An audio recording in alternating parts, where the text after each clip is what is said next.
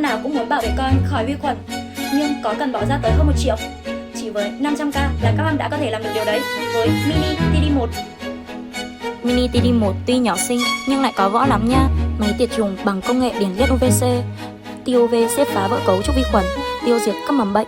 Máy có dung tích 6 lít, đủ chứa 4 bình sữa. Măm tiệt trùng được những món đồ nhỏ, núm ti, gặm níu, thậm chí là thìa, đĩa, cốc chén nhỏ của cả nhà. Tiệt trùng được nhiều đồ, măm yên tâm khỏi lo vi khuẩn. Mini TD1 được trang bị 3 chế độ thông minh, tự động, sấy khô riêng, bảo quản. Cách sử dụng thì cực kỳ đơn giản. Các măm đang tìm một chiếc máy tiệt trùng nhỏ gọn, giá hợp túi tiền nên chọn Mini TD1 là lựa chọn không thể bỏ.